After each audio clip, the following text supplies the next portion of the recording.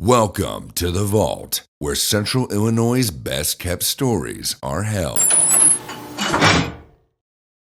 Well, Mike, welcome into the Vault. Well, I appreciate it. Yeah. I appreciate being here, although I expected to see some money. Yeah. When I keep said that in the vault, back. This is the test vault. You got to graduate to the Okay, real thing. okay. So John and I are here with Mike Murphy, CEO of the Greater Springfield Chamber of Commerce. Really excited to talk to you today. Well, I appreciate the opportunity. Yeah. You guys have been great supporters of the chamber, so when you reached out, it was an obvious yes. Awesome. Very easy. Awesome. Appreciate that. Love that. Yeah. I like to start. I think it's always good for people to kind of get the background on who Mike Murphy is, how you kind of got to be the chamber CEO. I know you've got some twists and turns in your story, but it's a really good one. So for folks that haven't heard it, if you could share that. Sure, I give you an abbreviated one, but I don't tell short stories. Hey, that's okay. We don't like to talk, so it works. Well, I grew up in Divernon, Illinois, just a small town south of here, Springfield, and when I was growing up, I talk about this when I talk to the young kids about that I didn't know what I was going to do, but I thought there were certain things I wasn't capable of doing because I thought, those are special people. Yeah. And so I didn't know what I wanted to do. I thought I might want to be a school teacher or something like that.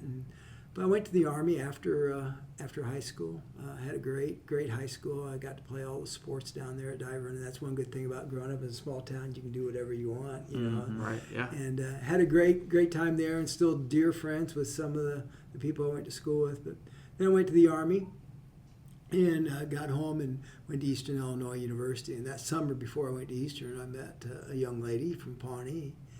And Cindy and I started dating, and we ended up getting married while we were in college.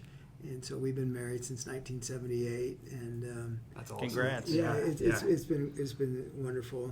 But while I was at Eastern, I was a political science major and a health education minor, thinking I was going to teach social studies,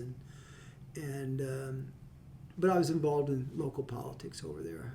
I was a precinct committeeman. I was vice president. That's how it always starts, right? Precinct committee. Yeah, I was precinct committeeman. I was vice president of the Illinois College Republicans, and my senior year, I was working with State Senator Max Coffey, and we were riding around one night, and he said, "What are you going to do after you graduate?" And I said, "I'm not really sure." And he goes, "Hey, I'm building a strip mall. Why don't we open up a restaurant and you run it part-time, run my office for me some, and go to school some." And I thought, when you're 23, you can do all those things. And so that's what I did. And we opened up Taco Tiempo, where it's always taco time. In Nice. Charleston, Illinois. Neither one of us, by the way, had ever worked a day in the restaurant business. And so anybody out there who's thinking about it, don't do that. Have a little experience before you go into or maybe business. a lot. Yeah, exactly. I tell people, go to work for other people and make mistakes on their dime. Yeah, and then you will learn. But the one great thing that came out of that is I realized I loved the restaurant business. And so Max and I parted ways. We're still friends today, but we just had different directions of what we were going to go. And I ended up working for one of my former coaches and teachers down in Alton, Illinois, even though he was my teacher in Divernon, but he had businesses down in Alton. And I ran his restaurant for him. I took over a restaurant that was really in trouble, and we turned it around. And that was probably one of my greatest achievements as far as the restaurant business. I learned a lot. And we turned that thing around, and I ended up getting hired by that corporation to work for the corporate. And they moved me back to Springfield. And so we came back here in 1983. And I worked for that corporation for a while. And then my first boss at Brown's Chicken, that's where it was, she left Brown's and went to work for Domino's Pizza. And she recruited me. And that's where I did a lot of my restaurant experience. I worked for Domino's Pizza Corporation. I had Central Illinois and Central and Northern Indiana. Ended up with 64 stores that I was the corporate representative for. These were all independently owned by franchisees, but I was the corporate guy.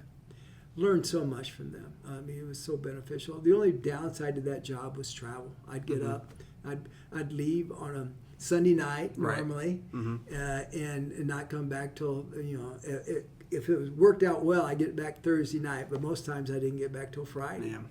And so once my kids started, getting active in sports, we moved back to Divernon, and that's where my kids grew up too. they got active in sports, and my son would really get upset when he seen me pack the suitcase, knowing Right. I was going to be gone. Because 2 weeks of the month I was gone. Right. Because I Yeah. had stores in Indiana that I'd had to go to. So I wanted to do some other things and came and got involved in the local franchise of Domino's Pizza here. I had some struggles. Mm-hmm. Matter of fact, I went broke. And I'm not proud of that, but I'm not ashamed of it. Right. I talk about that because I learned so much during that time. It was a tough time. I didn't want the phone to ring or the doorbell to ring but it took me a couple of years. I paid everybody off and did jobs I didn't really want to do, but I did jobs because I had to do it. Right. Mm-hmm. And then had some opportunities. Some people gave me some great opportunities and did some fun stuff, but I really wanted to get back at it. So we took a big chance and bought Charlie Parker's and had a great run there. We did some amazing things, and I was able to use all my knowledge that I gained to apply there. They were established restaurant, but I wouldn't say they were overly successful restaurant. But when was that? Well, boy, I gotta hark back. 2000. Well, right after when the bankers loved it, right during the recession of 2008 is when I was perfect timing. When I was going around talking to bankers. And, matter of fact, it was a great competitor of yours, but a competitor. You guys are all. We're blessed. We have some amazing financial facilities. Yeah, we do. In Springfield, we do. But I went into there, and one of my pitches, you'd like this. I said, "You guys are a full-service bank, right? You guys consider yourself a major player." And they go, "Yeah." I said, "Well, how many Quonset huts you got on the books?" And they said, "None." I said, "Well, how can you be a major player without a Quonset hut?" Yeah, you got to have diversity, right? Yeah, and so we were able to get the financing that we needed, and we bought that place, and we did. It was a lot of fun. I could show you guys the sales charts and what happened as we applied our principles and what we wanted to do. We had to turn around the front of the house and the back of the house. Right. We had challenges at both places. Yep. The front of the house didn't understand my philosophy of service. In the back of the house was struggled because of the facility. It wasn't they weren't working hard. They were working extremely hard. They were working harder actually then than what they did when we doubled sales, believe it or not, because we were able to put together systems that allowed them to do their job. When I took over, they couldn't do their job. It was just too cumbersome. Right. They were running into each other. It was just chaos. Well, and you probably had a ton of experience in how systems could be efficient. And that's Domino's taught me a lot about that. The efficiencies in systems and the understanding. Tom Monahan says, just know what you are and be proud of it and do it better than anybody else. Don't try to do everything. Yeah. Don't try to be this, that, this, and that. And I worked for a corporation. I'll tell you, Brown's Chicken. That was their struggle. They didn't know who they were. And they tried a little of this, a little of that, and they didn't understand they were great at a couple things, right? And they needed to focus on that. And that taught me a lot. And I understood breakfast was our 85% of our business at Charlie Parker's was breakfast, even at 2:00 in the afternoon. Yeah. I was there yesterday for lunch, and guess what I had? Yeah, breakfast. That's what I get, regardless of the time of day. Yeah. But anyway, so. That was great and had a great run there and would have stayed a little longer, but to be honest with you, my wife was getting ready to retire as a teacher. She was so involved in the restaurant. She did our books. She did all the payroll. I mean, when we went on vacation, we took a computer with us and a printer so we could do checks and then take them down to FedEx and send them the checks. And we paid them every week. Wow. So we couldn't, you couldn't be gone. Yeah. And she did it all. Wow. And I know there's more than one time at Hilton Head we would. I can tell you exactly where FedEx is at Hilton Head. They probably still know you. That's where we, because we love to go down there once a summer, and but our people had to be paid. Yeah. And so, but she was getting ready to retire as a teacher, and she worked weekends, holidays, and summers for us as it was at Charlie Parker's. And I knew if she retired, she would end up working 7 days a week because that's. I tell people. The last 2 prior things I did were family operations, restaurant business, and politics. it's a family occupation. Mm-hmm. You know, you're not run. I didn't run for state rep. My whole family did. Right. You know, it was whether they wanted to or not. Yeah, it's a good point. They were part of it. Yeah. And that's the same. You know, and one of the things I like to use that example is the restaurant business. It's a whole family. My daughter got married in 2015. She was a student at Indiana University. And, but when she came home one year when she was at Indiana, she was there to talk to some friends, have lunch, go someplace else. Well, she didn't have lunch at Charlie Parker's that day, but she had lunch someplace else. But she came by. I didn't even know she came in the restaurant. And I look up and she's bussing tables. That's awesome. You know, because she just saw tables need to be Yeah, bussed. right. You know, she was Yeah. home on break. Right. You know, It's like, this is our family business. It's a Yeah. family Right, business. Right. And that's the same with politics. That's really cool. You know, when I campaigned, my family was totally involved. My daughter, who I mentioned there, she was living in Texas, but she was posting cute pictures with her newborn twins with "Vote for Papa" signs. You know, I said, even if you don't like me, how could you not? You know, my son was my campaign manager. His three boys walked in every parade I ever had. Nice. You know, and so, but you know, that's just it. So I knew that if I had the restaurant, my wife was going to continue to work, and she didn't want to. And we had Bill, who you guys are well Yep. familiar with, who's a great young man. And I gave him the opportunity to buy Charlie Parker's, Yeah. and he did it, and I couldn't be prouder of him. Right. He's done a phenomenal job. And so I went in the consulting business. I was consulting restaurants. I was surprised people hired me, but they did. Like And- most consultants are. Yeah, Oh, I can do yeah. this for a living? Well, yeah, I know. I had a good friend from Chicago. He told me you should consult. He does some consulting, and I tried it, and I did. And so I thought I'd do that, and all of a sudden, Sarah Wojcicki-Jimenez decided not to run for state rep, and I was telling my wife that, and she said you should do it. You always wanted to. So I threw my name in the hat and got the endorsement from the Sangamon County Republicans, and got elected in 2018 and reelected in 2020. Thought I would do that for a long time, at least 10 years. And then in 22, they came out with new maps.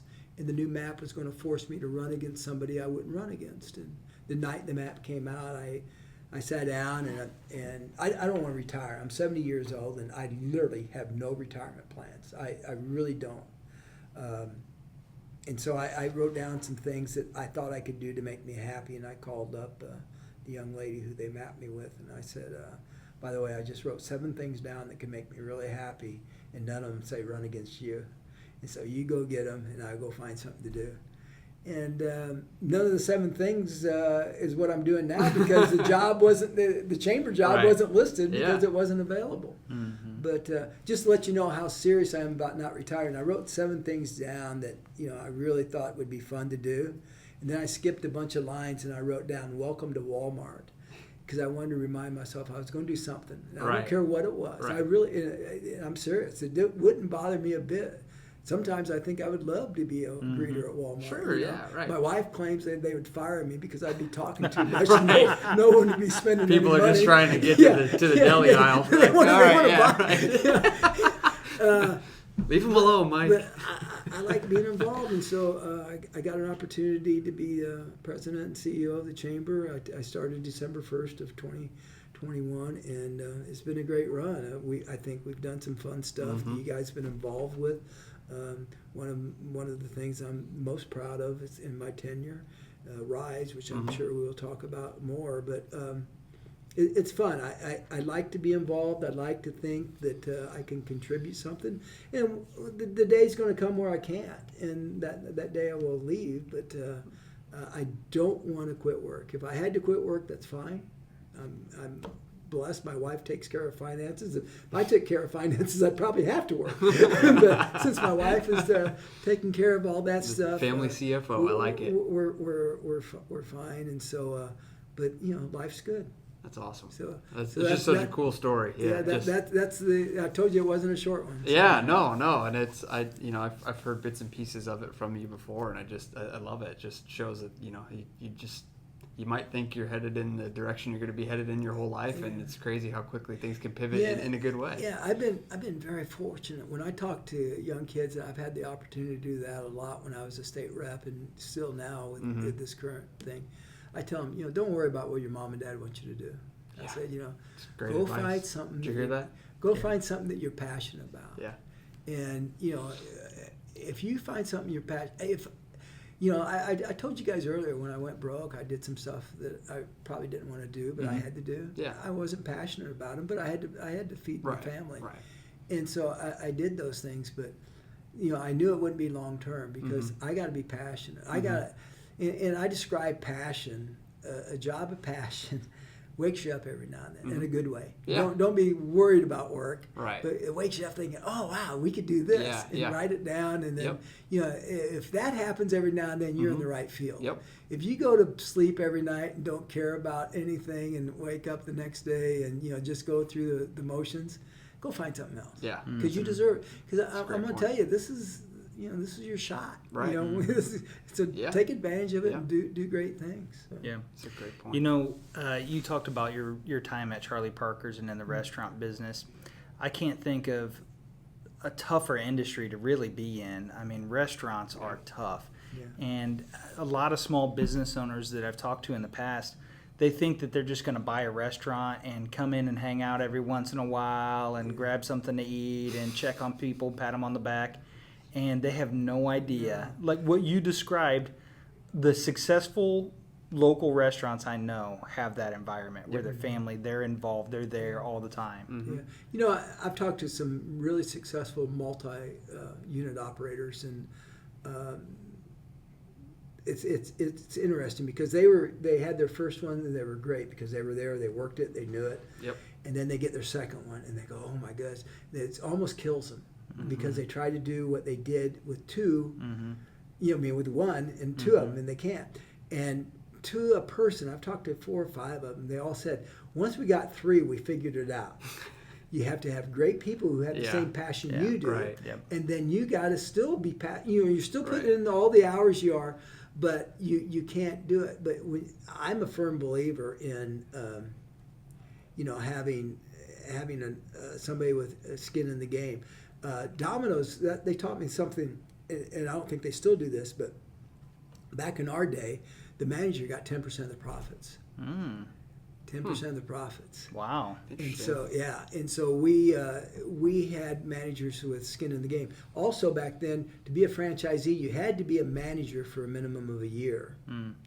Makes sense. And Probably so a good thing. and so that was really really 2 sound pieces that they found there. And so I think there, I tell people my challenge at Charlie Parker's was, I could pay, my kitchen manager made decent money and my assistant kitchen manager made decent money, but really there was only one really good paying job there, and that was mine. Really good paying job.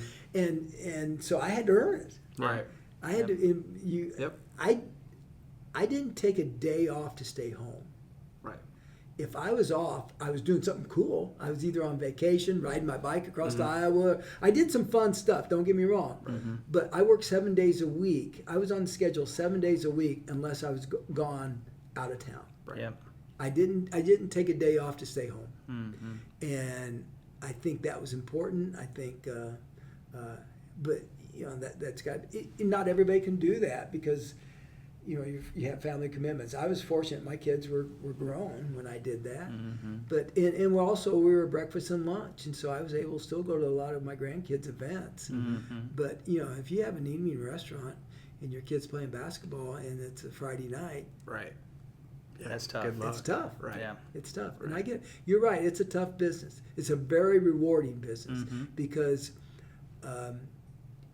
I would argue you actually have better relationships with your customers in the restaurant business than any other business because they almost become family. Yeah. Yeah. Because I had individuals who'd come there every day for breakfast and a couple times for lunch during the week. So I would see That's so cool. I would see people 7 to 9 times a week. Yeah. That's And, wild. and so I can tell you about his kids, where they're going to college, and he can tell me about tell you about mine and all that. And so it's a different dynamic than a customer. It's really become a friend. That's awesome. I'll never forget one time I was there, and that's where I first met you. Just you ringing up my bill or whatever, and I noticed that you were the owner just by your actions and things. But we were sitting there having breakfast, and these two 16-year-old girls, they didn't weigh anything. I mean, they ordered the big pancake challenge. And I was like, they brought those pancakes out, and they were like, oh my gosh. And they cut in, I swear they both ate like this much of it. I mean, and they had needed like 4 boxes just to get the leftovers in. My favorite giant pancake story, I love telling this story, is around between Thanksgiving and Christmas. And a young man comes up about your guys' age, okay? Because you guys would do this, okay? Perfect. And he's paying his bill, and he says, I'm the worst uncle ever. And I go, why is that? And he goes, well, I'm taking my niece Christmas shopping to get something for her parents. And out in the parking lot, I told her, if you finish your pancake, I will buy you a pony for Christmas. And That's awesome. And I look over there, and this little girl is crying. I'm never going to get a pony. Oh, no. That's terrible. He goes, she doesn't understand that. I was kidding. Of course she doesn't. Yeah. That's, Oh my gosh. but no, we had a lot of fun there. But you're That's right, it was a awesome. lot of work, and but yeah, I loved it. Yeah. Tell us about the chamber. I think the chamber is something that I've obviously been very interested in because of the line of work that I'm in. But I know that especially folks that are younger or newer to the professional world or business in general might not be familiar with what you guys do. And I think you guys do so much. Well, we're a business organization and a business association, and our mission statement's 9 words. Very, very easy to say. Hard to do. Enhance our members' success and advocate on their behalf. And I emphasize our members and their behalf because a lot of people think we're a community service organization, that we're here for the good of the community. Everything we do helps the community, but that's not our mission. Our mission is to enhance our members' success and advocate on their behalf. And so, and we do that with funds we get from our members. We don't get tax money or our grants or things like that. We do it via our membership fees and our events. And but by being independent, that's a great thing that we can advocate. I can go to the city, the county, the state, and federal government and ask for things that will help our business and not worry about, I can't upset them because that's where we get all our money. So it's very important that we do what we do. And then we do a lot of things, and we have 4 core functions that we do. Advocacy is one of them. Business support, events. And leadership and professional development are our 4 core values. And we have something that you went through, Leadership Springfield, which is awesome. I think it's a tremendous program where we have over 40 individuals go through a 14-week program, and we really enhance their leadership abilities. And we break up in groups, and they have a project for a nonprofit. Gives them a little team building skills and actually project management skills as well. And so we do those things. We, and as far as advocacy, we do our DC fly-in, where we fly to DC every year and talk to, we go out there not just to talk to our legislators, because we get a chance to talk to legislators all the time. Matter of fact, next Monday, Senator Durbin's coming to my office to talk to a few people. And, I'm on Congresswoman Bazinski's Ag Advisory Committee. So we get a chance to talk to them. What we don't get a chance to talk to is their staffs. And by going to D.C., we get to build a relationship with staff. And to be honest with you, that's just as important as having a relationship with the members. That makes sense. And so that's why we go to D.C. So we do that. We have the State of the Greater, where we get the state of the city, state of the county, things like that on advocacy. Plus, I'm a registered lobbyist, so I work with a lot of state associations on issues when the General Assembly's in town. We do that. One thing about leadership and professional development, one thing I'm really proud of is something that you were very instrumental in, is our RISE group, our young professionals. And you hit it right on the head. Your generation might not understand what the Chamber does and the value of it. So I thought it was important that we started a professional group, and we got RISE going. And so, we're working on them and helping them along. And we were able, the board brought in a full-time person for me this year, which is great. So We had to take money out of our reserves for that because it's not self-sufficient now, and I hope it eventually will be. But it's a commitment that we have, and I'm so proud of our board that they were willing to do that, and they didn't even hesitate when I told them the importance of it. But other things we do, a lot of people know us for our gala, our shoes, brews, and biz. Those are fun things, but that's not all we do. Right. A lot of times they don't understand. We do more things that they don't see than what they see, and they think we do a lot. Yeah. Because they see a lot, but they don't realize all the other stuff we're doing Right. behind the scenes. Right. So. Yeah. And I think businesses, from what I understand, and you would know obviously better, is they take either maybe the buffet approach where they use you guys for all of the things that you have available, and then some of them probably are more a la carte, and people are probably the same way too. Yeah. Well, I agree. I described the reason I was a member of the chamber when I had Charlie Parker's. It made me bigger. And what I meant by that was when I worked for Domino's Pizza Corporation, we had all the resources I would want. If I had an HR question, I could ask one of 400 people in our HR department. Guess what the HR department was at Charlie Parker's? It was me and my wife. Right. And so by having association with the chamber, they would give us updates on new legislations and even seminars on how to handle it. Yeah. And we got a lot of new things going on right now that we were talking. I just had our first ever community outreach meeting. We're the greater Springfield Chamber of Commerce, so we have members outside of Springfield. Right. And when I was driving home from the Small Business Awards banquet, when our business of the year was actually a Chatham business. Scoop du jour. I'm thinking, you know what? We need to do a little bit more outreach. So we had our first community outreach meeting 2 weeks ago in Petersburg up at Broad Gauge. And It's a great spot. Yeah, it was a lot of fun. But they came in and we talked about issues that we had. And so, I also told them about 4 or 5 key things that we've been telling them about, but they might not read everything that we send them. But getting them in front of them, they need to know about Paid Leave Act. They need to know about the Corporate Transparency Act and stuff like that affects their business. If they're not in compliance, they can get hit with big fines. And so by being a member of the chamber, we help businesses that way. We actually can be kind of their quasi-HR department. We're definitely their lobbyists. Charlie Parker's couldn't afford a lobbyist. But and so that's what it does. By being a member of the chamber for small businesses, it makes you bigger. Yeah. And it's nice too because an individual can do the same thing. Really, I mean that's my favorite part about Rise is the fact that you can go there if maybe your employer is not a member yet, and you just want to check it out. It's a chamber service that the chamber provides for folks to just kind of get plugged in, and maybe they take it back and sell it to their company. But either way, they get to see it firsthand. We're hoping eventually that all Rise members will be chamber members. Oh yeah, absolutely. That's going to be our goal. But we understand we had to introduce it. We had to introduce it to the community, and that's what we did. No, I believe in the chamber. I believe in our mission, and it's just a lot of fun to do. And another reasons why I did Rise, and I'm so proud of our board that they saw it, was as you get older, you don't necessarily get wiser, but you look at things a little different. And right now, a big part of my life is making sure that I do things that will enhance the next generation. Like I told you earlier, if I have to retire tomorrow, I retire tomorrow. Right. Then my life's fine.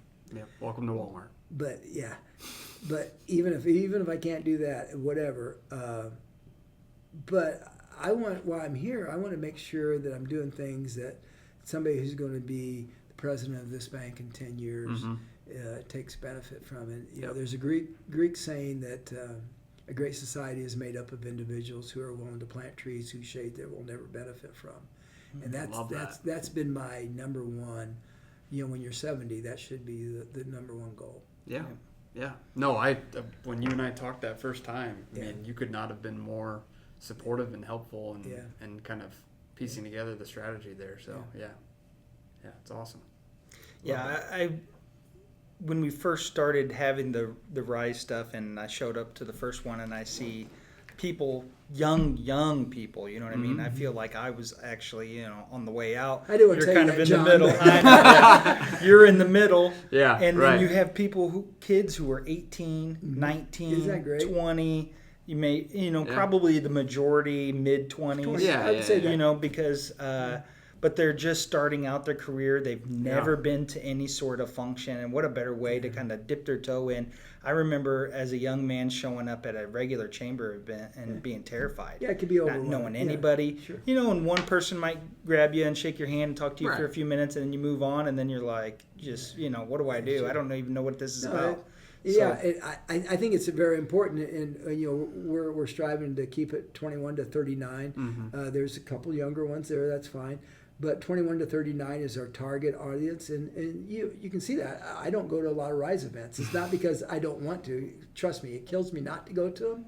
But I don't want to be that dad who comes down the basement and says, "Hey, quiet down here." Hey, why are you doing that? I wouldn't do that. And that's because it's not my organization. I'm not 21 to 39. Right. I love it. I want you guys to succeed so bad, but I'm not. It's not my organization. Right. It's got to be your organization, Yeah. and so I'm cognizant of that. It's tough to keep my hands off of it, but I'm trying my best. Yeah, you told us that right away when we first Yeah. got started. Yeah, not Yeah. going to be the uncle or whatever you said, Dad, Yeah. that comes in the basement. and sees Yeah, what's going because on. you guys got to have some fun too. Yeah, no, and we do. We have a blast with it. One thing I want your opinion on, because I'm sure it's an optimistic one, knowing how much you love this area, is just kind of like where you see Springfield headed, or the greater Springfield area headed. I'm really bullish on Springfield. We got some amazing things going on. The 3rd Street Rail relocation will happen. Yeah, that's a cool one. We got a hang up last year when we didn't get this grant that we were thinking we were going to get. We need one more grant to finish it. Next couple of months we'll find out if we get it in this cycle or not.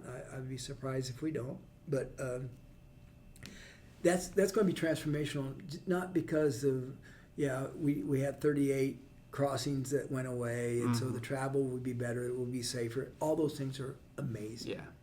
But what really excites me is we're moving the trains away from the medical district. So our future, in my opinion, is on the backs of the medical district. We have 2 major hospitals, multiple locations, do phenomenal work. Yeah. And guess where they're headquartered? Springfield, Illinois. We have Springfield Clinic, who I tell them they shouldn't be called Springfield Clinic. They should be called Southern Illinois, if not Clinic. Yeah. Because there's parts of Southern Illinois wouldn't have doctors without Springfield Clinic. You're right. They wouldn't have babies. They wouldn't have specialists without it. So where are they located? Headquartered Springfield. Then we have, what's very unique for us, that hardly any other community our size in the country can say this, have those 2 entities plus a major clinic, but then have a medical school. Yeah. SIU School of Medicine. Right. Now, you know where SIU administration office is? A lot of people in Springfield don't. Is it not? Springfield, Oh. Illinois. Yeah, they moved from Carbondale a couple of years ago. Their administrative office, President Mahoney, is in Springfield, Illinois. Very He cool. has his administrative office in Springfield. I jokingly tell him because Carbondale and Edwardsville was at each other, so he moved to Switzerland. But I will take that. So just think about this. The 4 leaders of our medical community are headquartered. They can have lunch every day together. Yeah, that's And so pretty cool. we're going to be able to get some amazing things done Yeah. once that rail is moved. And then when you look at what's going on at the Shield Sports Complex, you already see where a hotel's building because that hotel would not be being built without the Shields. You're going to soon see Springfield Clinic start breaking ground out there on a couple of facilities.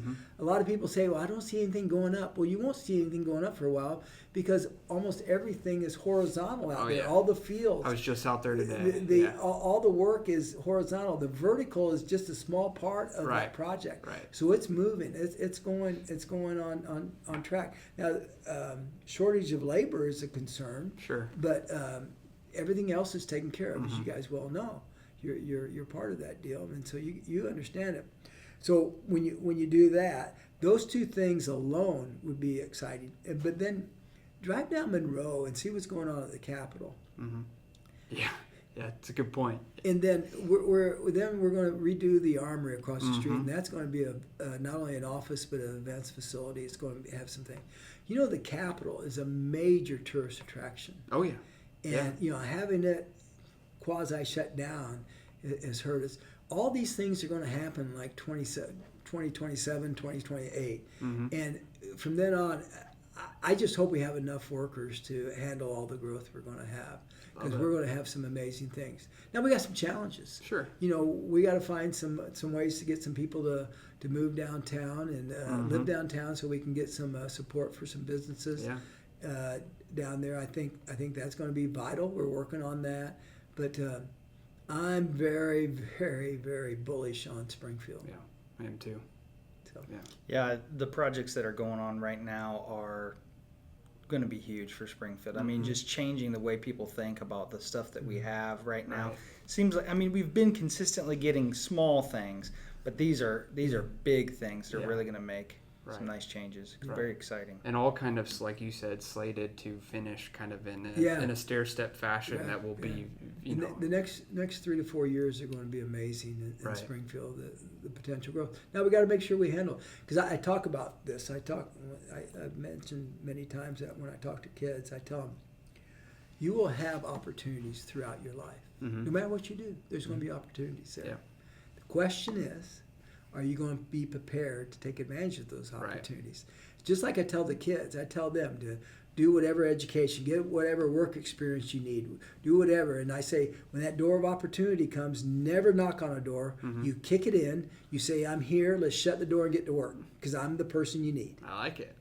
Well, we need to think of that as a community as well. We're going to have opportunities coming. Right. The medical district can explode. We got to make sure we're ready to help it explode. Yeah. Shields can explode. We got to make sure we're ready to make sure that, if somebody wants to come in, that they can get zoning and permitting in a timely manner. That's a great point. And we have things to do, because these opportunities are going to be there. The question I have is, are we going to be prepared to kick in the door and say, Springfield's here, let's get to work and let's get it done. I love it. Me too. I love it. I'm fired up. I feel like I need to go work on something. Very good. Well, you guys do a lot. I've been impressed every time I'm around you guys. I was honored this year to get inducted into the UIS Business Society. Nice. And I was. Congratulations, They obviously did not check my transcript at Eastern Illinois University. If they would have done forgot that part. They would have said, "What a way to." Just small oversight. It's fine. But during my speech there, I told them, I said, I'm very bullish on your generation. And I believe in that. And I said, I wish I had a crystal ball to see all the great things you guys are going to do. And my challenge, I'd like to share it with you guys. My challenge to them is going to be with you as well. I told them my story, just like we started today, but in a different fashion. I also told everyone who was involved. I talked about my wife and my kids, but every step along the way, I had somebody who was part of my story. Yeah. And and I didn't tell them the reason why I was mentioning Coach Hillegas, and the reason I mentioned my mom and dad, and the reason I mentioned Sue Shepherd and stuff like that along the way. But then when I got done, I told them, I said, you heard my story, and you realize it's not just my story. There's a bunch of people involved in it. And I said, I got 2 challenges for you today, and I got these for you too today. Love it. Think about who's been a part of your story so far. Do they know you're part of your story? Have you thanked them? If you haven't, write them a note. That's awesome. And thank them. I love that. That's a good And one. thank them. Let them know that you're a part of their story. I love it. But the second thing is, from this day forward, make an intentional effort to be part of somebody else's story. That's fantastic. Who are you going to help? Because you guys are going to do great things. I know you guys will not always work together, because you're going to be presidents of bank, and this bank can only have one president. Okay? Yeah, my bank will be better, but but there's no doubt. I'm being very serious here. And so, but it's not just about you going to become a bank president. It's about you developing the next person behind you. For sure. And they might not be your bank president, and don't worry about that. Right. Don't worry about that. Right. Help them be the best they can be. Right.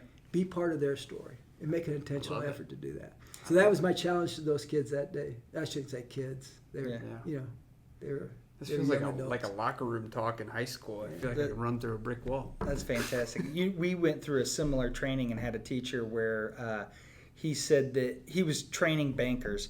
And he said, I'm from the competition. Why would I want to train these guys up? Because strong bankers help banking in Yes, general. right. We may work together, we may not Yes. today, but create strong bankers. It's the same thing. Everybody, And I help each other out, and it makes the community I better. just had lunch today with a former customer of mine who was talking about the fact that his industry is becoming more collaborative here in town, and talking about how much that's done for the people that use their industry. And as he was talking about that, I was like, banking is the same way. The more collaborative that it is, the better it is for the community that those banks are in. So yeah, you're right. I remember one day a lady comes in, and she was a semi-regular customer at Charlie Parker's, and she said, "Oh, you got to be happy today." And I said, "Why is that?" She goes, "Baker Square closed down." And I said, "No, I'm sad." I said, "I'm very sad." Mm-hmm. She goes, "Really? Why would you be sad about competition closing down?" I said, "First of all, they're a ways away from us, Mm-hmm. but they probably had 40 to 50 people working. Right. 40 to 50 people are out of a job today. Yep. You know what? I got more business from those 40 or 50 people who got a paycheck every week at Baker Square. They'd come by and have breakfast or lunch here on their day off. Now That's they're not good. going to be able to do that. That's a good point. I got more from them than a customer who would think, "Oh, should I go to Baker Square?" We weren't even the same type Right. of business. I said, "I need everybody to be strong in Springfield." Yeah. I said, "If somebody puts me out of business, shame on me. I did something wrong." Exactly. But I That's want right. everybody to be strong. I Yep. want them to be successful, Mhm. because then also I would get a worker every now and then from Right. Baker Square who was trained well. Right. Now Yep. I'm not going to have that opportunity. and so if you just that is short term thinking. Yeah. Right. And I hate short-term people. I want long-term people. I Yeah. want people who think about, don't worry about today's sales or profits. You worry about them, but don't fret over them. Yeah. Do what's right today, Right. and then tomorrow you don't have to worry about those things because they just build on each Yeah. other. Right. And that's what it's all about. Long-term will beat out short-term anytime. It's a great point. It's a great point. Well, what Love other it. advice you got? Yeah, I know. I'm going to Man, write a book yeah. after this. No, I just And thank you for that. Thank you for sharing all of that. No, I just love the opportunity to hear. I made a lot of mistakes, and I wish, believe in yourself. I tell people that no one has to be special. My talk I give is kind of corny, but the kids seem to relate to it. But I tell them, growing up, I wanted to be Superman. And then I realized, Superman, I could never be Superman because I wasn't born on Krypton. Mm-hmm. And I can't, jump over tall buildings and Right. all that stuff. That being Superman, you had to be special to be Superman. Mm-hmm. But I said the person we all should want to be is Batman. True. Batman does amazing things, and he's a regular person. Right. There you go. Just knows how Okay. to use his tools. Yeah, and- use the his tools. people. Yeah. Yeah. But in all seriousness, I used to think that president of the bank was a special person. He had different DNA than I did. Right. Right. And I really thought that about state reps. When I was 16, I delivered mail for the Department of General Services, which is now called CMS. And I would sneak into the House and the Senate gallery and look down there and think, "Oh, look at those special people." Because I really thought they were different than me. Right. I really did. And then I can remember, I get a little emotional about this still. When I got elected in 2018 and sworn in January 2019, I stood on the House floor and looked up in the gallery. That's pretty cool. Yeah, That's so cool. it was pretty cool. Yeah. So- Yeah. I believe it. Yeah, Rodney Davis summed it up best for me. He says, the first 3 months you're going to be sitting there, how did I get here? Why am I here? He says, then one day, after about 3 months, you're going to hear something, you go, how'd they get here? Why are they here? That's a great point. And I remember the day it happened. I looked over and I said, what are they doing here? and no one on that floor is special. Yeah, We're all yeah. ordinary people doing something Yeah. extraordinary. Right. Right. Because I used to say I took it very serious. There's only 118 people who had the opportunity to press our white button. Right. When you press that white button, that means you get to speak. Yeah. There's only 118 people in the state of Illinois who has access to Yeah. that button. Yeah. So that was something extraordinary. Yeah. But you didn't have to be a special person to do it. Yeah, in the world of sales, that's a big problem too, because you always think the CEO or whoever you're trying to get in front of is some special person you can never gain access to. And then you'll see them at the baseball game, you know what I mean, with their kids, and they're just a normal person too. And I don't know why we as humans do that. Yeah. I know it drives me crazy. It really does. I admire people who do amazing things. Like entertainers and actors and that. But you got to realize they're just regular people. Yeah. Just like everybody else, doing something extraordinary. Mm-hmm. And so if you want to do something extraordinary, you can do it. But it's up to you. I also, the one thing I'm going to tell you guys is part of my speech is the most important person who will determine your future and your success. You look at every morning after you're done brushing your teeth. It's true. It's true. It's absolutely true. Other people will help you, mm-hmm. but it really comes down to you. Right. Yeah. Okay. Right. Yeah. And you can be your biggest asset or your somebody who gets in your own way. Yeah, and so, absolutely. And don't ever give up on yourself. Just make a mistake, big deal. Yeah. Mm-hmm. Get up, go try again. Mm-hmm. Yeah. Love that. Yeah. Well, thanks, Mike. I really appreciate you. Absolutely. Coming in here I'm today. sure I went over the time. No, you didn't. I think Perfect. we're probably right on schedule. And, the one thing I wanted to make sure, does the chamber have anything coming up over the next few months that you want to highlight that you guys are really excited about? Well, we're getting ready to start Leadership Springfield. That's been taking a lot of work. But one thing I want to highlight is just a fun event. It's our Shoes, Brews, Yes. and Oh, yeah. That's the best. That's the big one. That's just a great one. It's out at LRS Hangar. Last 2 years, we had over 800 people go through it each night. This year, we're already up to 9 food vendors. Perfect. Twyfruit's Barbecue was our last one to come on, so they're going to have their version of a horseshoe. I think we got 8 or 9 microbreweries and at least 1 or 2 wineries coming out. Very cool. It's just a fun event. So tell people, be looking for that. Our job fair, anybody out there who needs a job, Mm-hmm. anybody who's looking for an opportunity, Mm-hmm. we got our job fair coming up. Go to our website, gscc.org, and check those things out. And, we always got something going. And if worst comes to worst, give me a call. My number is 217-525-1173, extension 205. Perfect. So give me a call anytime, and I will direct you to the person who does all the work. Perfect. Awesome. Well, thanks again, Mike. We really appreciate it. Guys, thanks for everything you guys do, not only for the chamber, but the community as well. I look forward to working with you guys for a long time. Awesome. Thanks. All right. That was great. You're good at this. Not that I didn't think you would be. I knew you would be. The Vault, where Central Illinois' best kept stories are held.